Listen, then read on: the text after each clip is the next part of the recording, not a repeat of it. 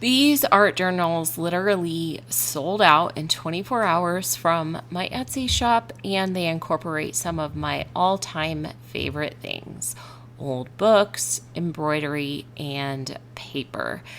Making these hand-bound, one-of-a-kind art journals is perfect for the vintage lover and also for the paper hoarder.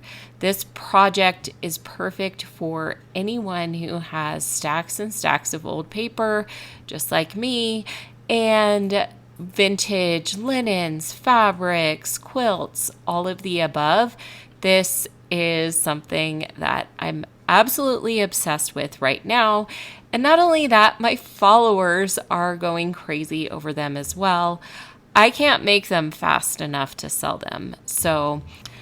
And if you want to find out more about my step-by-step process for creating these hand-bound art journals, I have a course. It's titled Tattered and Frayed, and I will leave the link in the description. Come along with me as I source some vintage books from the thrift store and talk a little bit more in depth about the process for creating these art journals. So I really have so many other things to do. It's like 2 days before Christmas and I need to go grocery shopping, but I just can't stop making these art journals.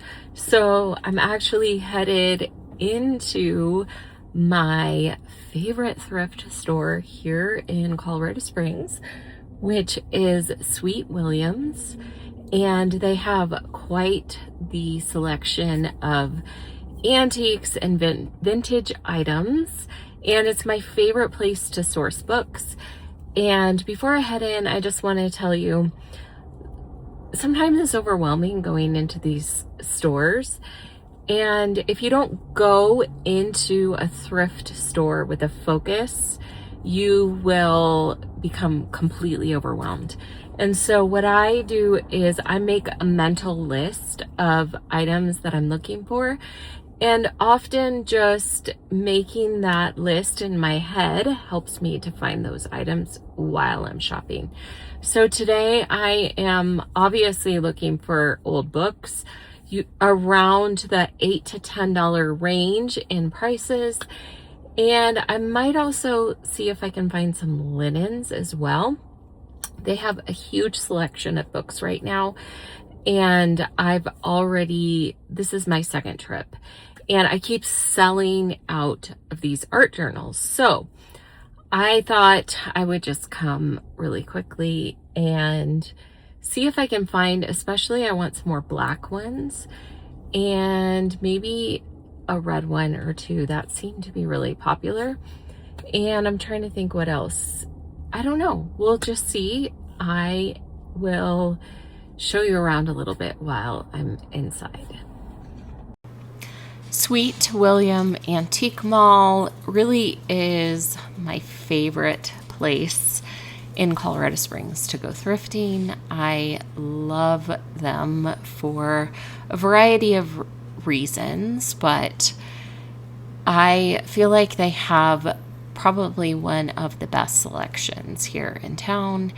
And so I like to visit them periodically, and I'm pretty sure that all the ladies that work there know me. And so, yeah, I probably come here, I don't know, a few times a year, and a little bit more if I'm doing some sort of project involving vintage items. Today, as I visit the thrift store, I am actually under a time constraint. And in some ways, I think that is so much better for me. But look at this adorable booth. They have so many, especially during the holidays, they have such great holiday decor type of items, just really beautiful, lovely things.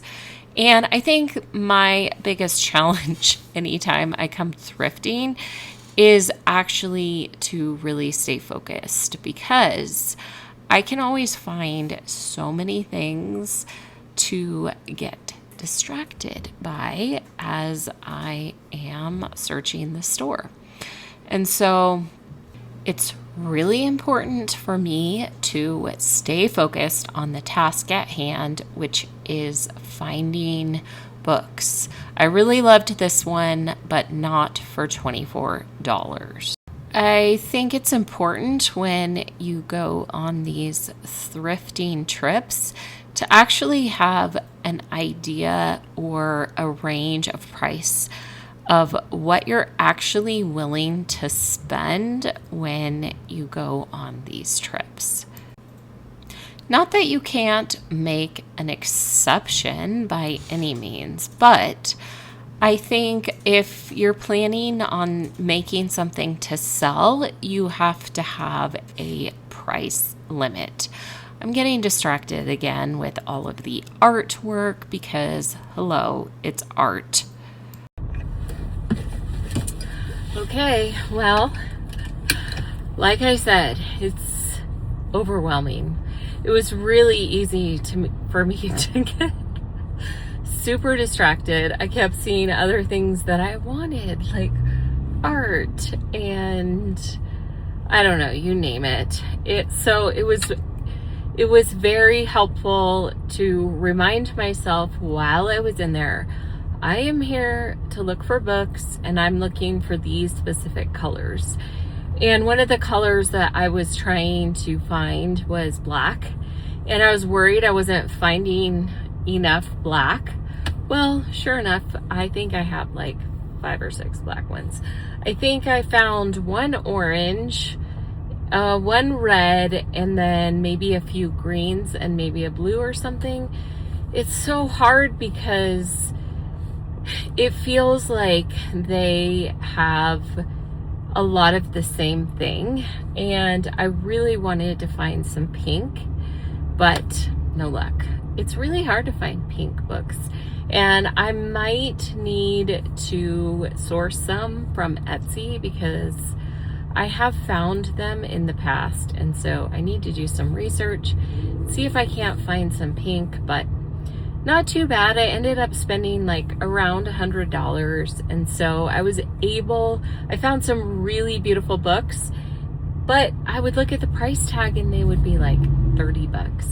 And so because of the way that I'm using these, I really don't want to spend that much money. So the sweet spot is like 5 to 10. If I really, really like the book, I'll spend around 10. If it's, okay, then maybe around 5. So I feel like I did pretty good. I did get this really beautiful piece of needlework that I really like that was around 20, so that was a little bit more. But overall, I feel like I did a pretty good job sticking to what I wanted. And the other thing that I wanted was thicker spines, and so I was a little bit pickier than I have been in the past. And then the other thing that I was looking for is making sure that the covers weren't too thick, because if they're too thick, it's really hard to poke through. So I feel pretty good. I am probably going to search Etsy as well, but we'll see. It was fun. And I have some video clips to share with you all. These art journals are going crazy viral. I made the first one for my art retreat that I taught in Connecticut, and this was the very first prototype, example, whatever you want to call it. And what is really fun about these art journals is I am basically upcycling old vintage books that I'm thrifting. I'm tearing the pages out, and I'm also embroidering through the cover of this book. It's so much fun, and if you love art journaling, you might want to check out my course, Tattered and Frayed, where I share the step-by-step process for exactly how I made these. I have officially sold 12 of them, and each time I've listed a group of 6 of these art journals, they've pretty much sold out in a day. Not only that, the course and my Instagram account is completely blowing up because everyone wants to learn how to make these. And I just want to take a minute and talk to you about my inspiration for making these art journals and a little bit more about my own personal story. So for those of you who don't know, I began my creative practice probably, I want to say, around 2010. And when I first started, I really didn't have a whole bunch of income to invest in art supplies. And so I was always looking for these hacks for how can I use maybe like thrifted items to make art, right? And so not only that, I have really always been drawn to old things like old books, old papers, old fabrics. And so my process for creating these art journals has somewhat evolved over time. And honestly, when I first started, like I mentioned before, I didn't have a lot of income to put into, the fanciest art journals. And so I actually started my art practice by altering books. And so what I did in the very beginning was I would get, for the most part, I would take thrifted children's books and I would glue the pages together to make the pages more sturdy, and I would alter those books. I would paint on the pages with gesso, and I would turn my thrifted books into art journals. And then as the process sort of evolved, I actually started ripping out some of the pages and really just utilizing the covers. And as the process has somewhat evolved over time, I have really just incorporated, it's pretty much the same concept as like a junk journal, right? I'm sure many of you have heard that specific term. I don't know that I absolutely love that term, but it's just this idea of taking found papers, ephemera, and turning it into an art journal. And I think what's really unique about the ones that I've been making that's maybe a little bit different than other people is that I am taking thrifted vintage books because, one, I love the covers, and I like the fact that each one of these old books have almost like a history to them, right? And so because I'm pulling out all of the pages in the books, I have found that it really does help to reinforce the spines of these covers. And so what I'm doing is I'm taking also one of my other loves and obsessions, which is for vintage fabrics and old quilts. And I am using these old quilts. It doesn't actually have to be an old quilt. You can even use, patterned fabrics, really just any kind of maybe like quilting supplies.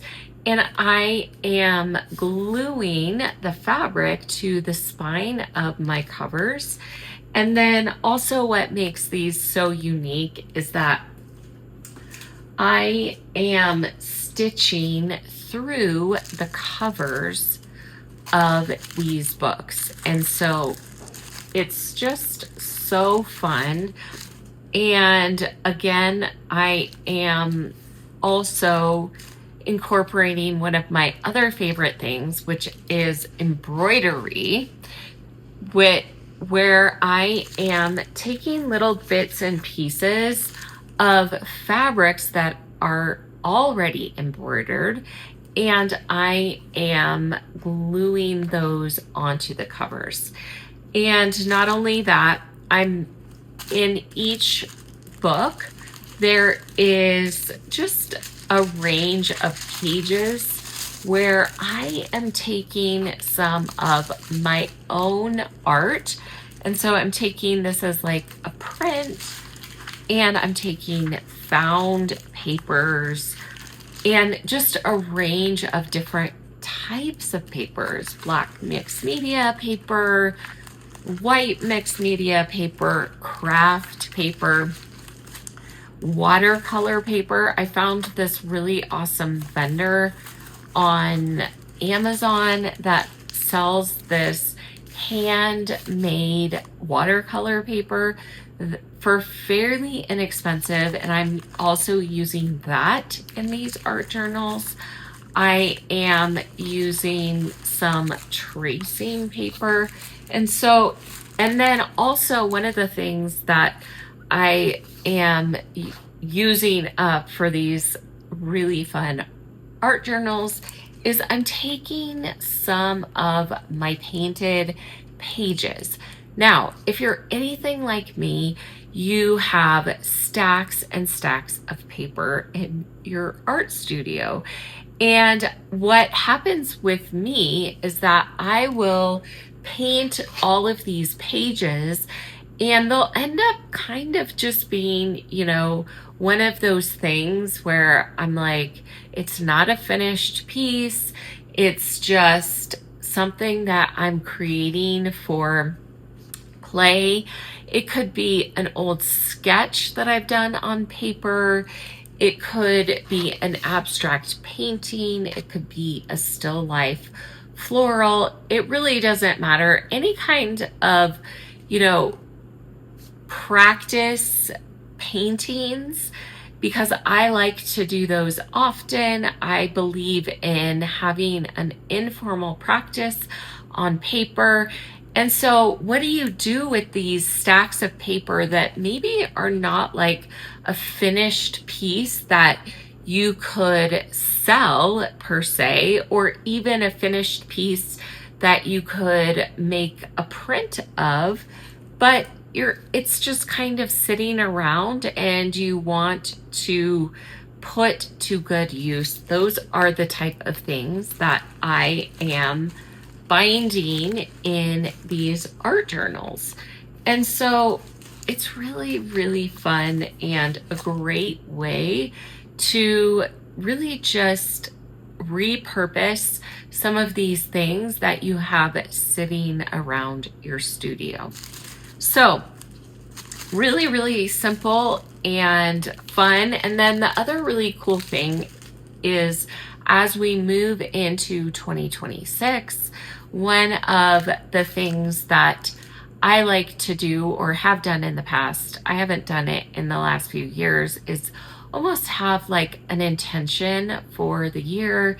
And I don't know, for people who participate in the One Little Word project, where you have a word that is your intention and focus for the year. And so I thought, as we're moving into 2026, wouldn't it be really fun to put one word that's like collaged where I'm ripping out of the pages that I'm removing from the books, just adding a collaged word to the cover of my books, and then also making it super personal and fun, having like these just ribbons to keep them tied shut. And so yeah, I just wanted to share my process for these art journals. Why art journaling? I personally feel like if you're wanting to grow as an artist and up your skills to another level, what better way than to work in art journals? So I thought that I would just share my thrift store haul with all of you. These are the books that I purchased on my last trip to Sweet Williams here in Colorado Springs. And I wanted to just share with you the books that I chose. I ended up getting, I think, around 12. So I feel like it's a good amount. And I was looking for really just a few more black books and any kind of color that I felt like was inspiring me at the moment. Remember, I mentioned that I try to keep the books that I choose fairly inexpensive, so in like the $5 to $10 range. And I feel like that's a good amount, but there were quite a few that I left there that were like in the $20 to $30 price range. And I just didn't feel like I wanted to spend that much. If I was making it just for me, I probably wouldn't have a problem with it. But because I'm trying to make these for my Etsy shop, I really feel like I'm trying to keep the cost as minimal as possible. And so here's the books that I found. Again, like I mentioned, I'm looking for thicker spines this time. I have found that it just kind of works better to be able to make them a little bit thicker. So here's just like a really pretty like light blue gray. And then I also looked for books that didn't have a lot on the front cover, just because after doing 12 of these now that I've sold, I actually like ones that don't have super busy covers. And so because the spine will be covered up, I don't really care what the spine looks like, but the actual covers, I just want as minimal as possible. So this one's really nice, really pretty blue. And here's another cobalt. I did like 2 or 3 of this color in my last set, and those seemed to do really well. I did find this one red one, and I kind of liked this one because of all this like floral detail on the borders. I can cover over the words, and yeah, the red one sold first. So I thought I at least have to do one more red one. And then, like I mentioned, I looked for some more like black and more darker colors. So this is like this dark green color. Again, $5, which was really great. I think I spent like $100 on these books. So that's what, like 12 for $100. So I did pretty good on pricing. So here's another like black one that I found. Like I said, I thought, oh, I'm not finding any black ones. But then once I realized and looked at all the books, realized, oh, I did find quite a few, because there's this one, and then I also have this one. This one's like really heavy. So, and then these two are not necessarily black. This one's like a gray, so that'll be really nice. Really sturdy books.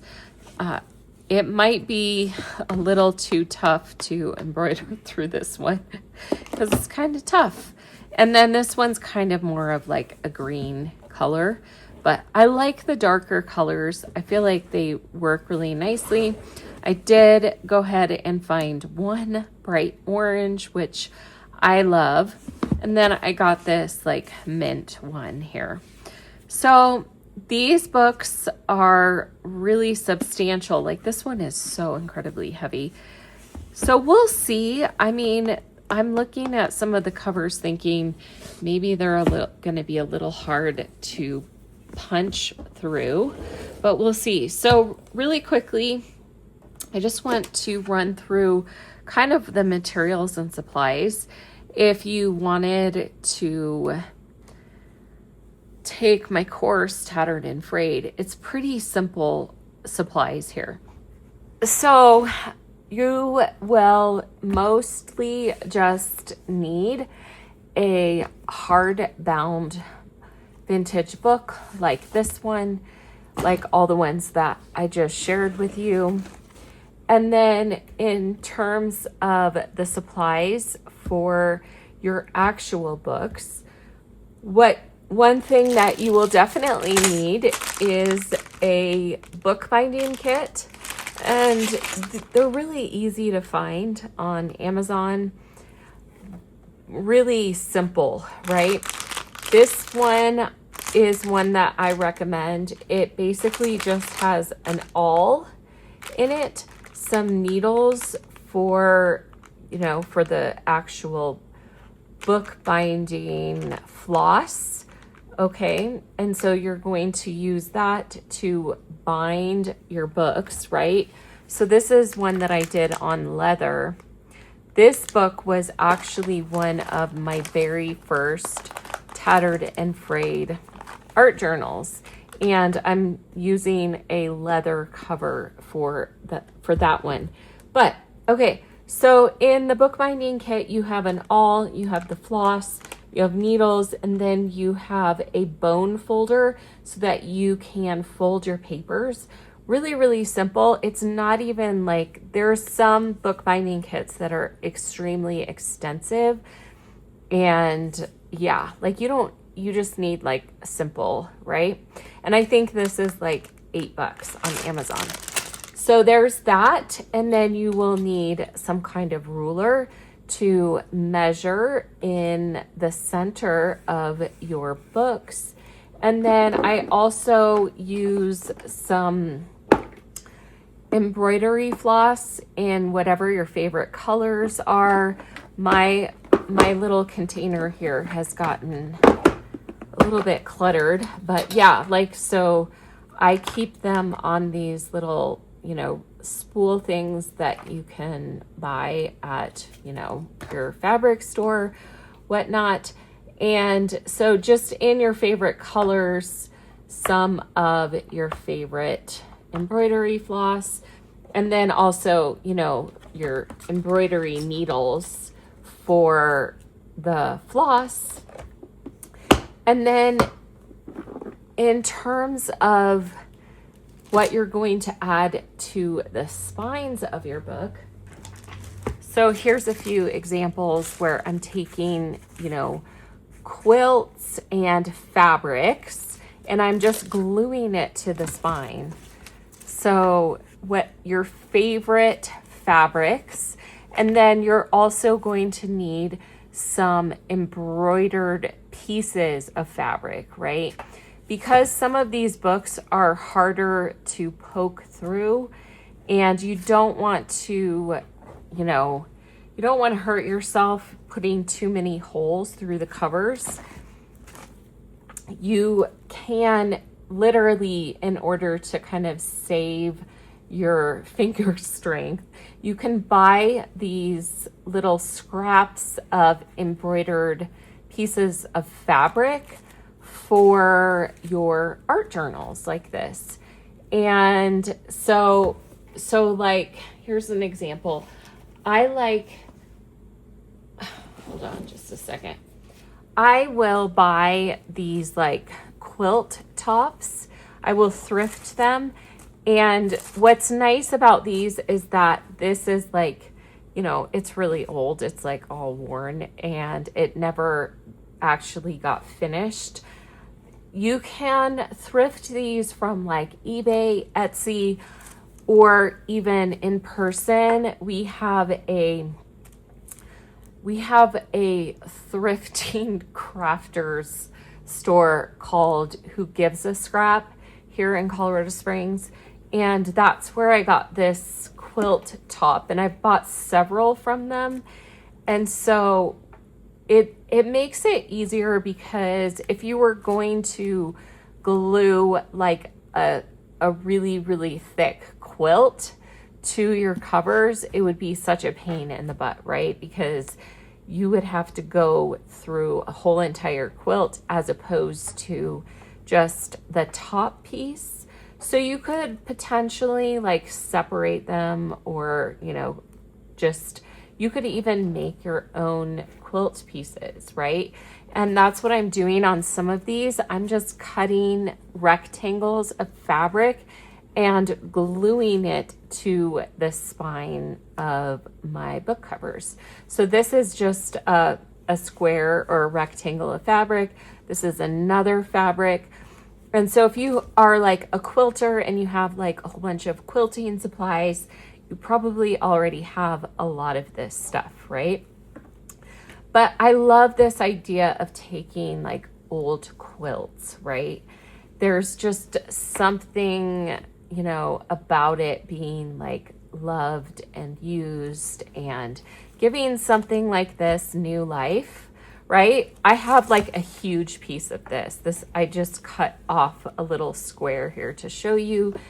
And then you will also need, like I said, pieces of linens that already have embroidery. And so this will save you a huge amount of time if you don't want to actually be quilting through covers.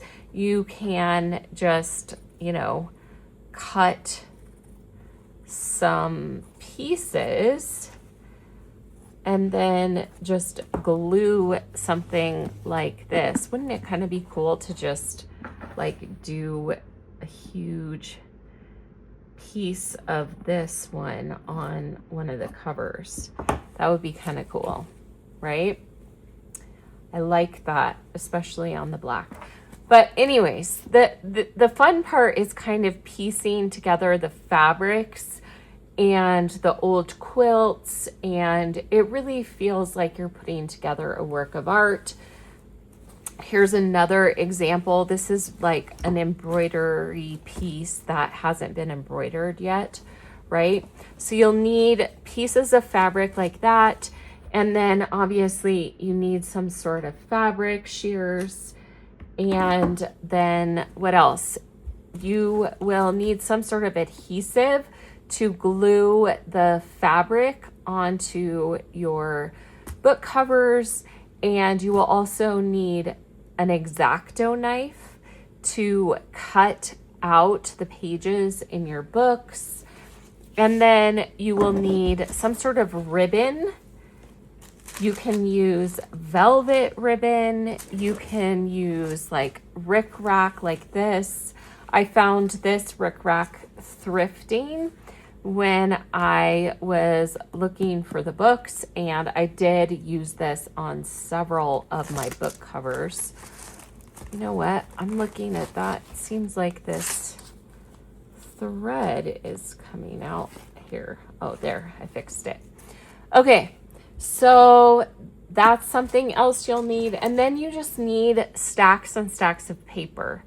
Okay, so if you're anything like me, you have like, I don't know, old art projects, right? And so like this is a sketch.